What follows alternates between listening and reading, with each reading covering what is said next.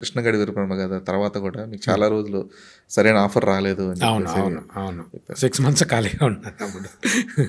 అంటే ఎందుకు మీకు పబ్లిసిటీ లేకనా లేదంటే ఏంటి?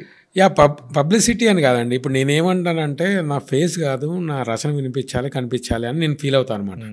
బట్ ఈ రోజుల్లో అలా లేదు. మార్కెటింగ్ ఇంపార్టెంట్ అయిపోయింది. మార్కెటింగ్ ఇంపార్టెంట్ అయింది. ఫేస్ కనిపించాలి, వాడు ఎవడో తెలియాలి, మాటిమాటికి పేరు వినిపించాలి.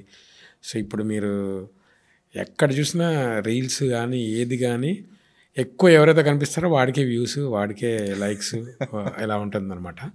But I general I don't believe in that అండి. అంటే మన పాట వినిపించాలి కానీ మనం ఎందుకు కనిపించాలి అని నేను మీడియాలో వర్క్ చేసేవాడిని. కావాలంటే ఎంత పబ్లిసిటీ అని చేయించుకోవచ్చు. But personally I don't like it అనమాట. అంటే మీ మైండ్ సెట్ ఒక 90s 2000s వరకు ఫైన్, బట్ ఇప్పుడు మారాల్సి వచ్చిందేమో. అవునండి, మారాల్సి వచ్చింది. కనిపిస్తున్నారు మా లిరిక్ రైటర్స్ కూడా ఏ ఛానల్ పెట్టా కనిపిస్తున్నారు. అంటే లిరిక్ రైటర్స్ అనే వాళ్ళు కెమెరా ముందుకు రావాల్సిన అవసరం లేదు అనే మిత్ని బ్రేక్ చేసింది మాత్రం అనంత్ శ్రీరామ్ గారును రామజోగ శాస్త్రి గారు. అసలు రామజోగ శాస్త్రి గారు అయితే ట్విట్టర్లో ఆటాడుకుంటారు జనాలు అందరూ.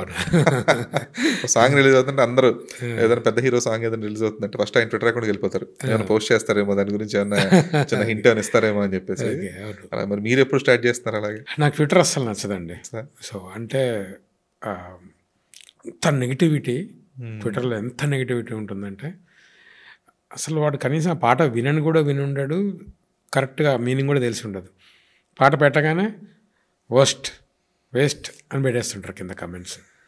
సో నాకు ఇన్స్టాగ్రామ్లో కొంచెం యాక్టివ్ ఉంటా, బట్ ట్విట్టర్ నాకు అసలు నచ్చదు.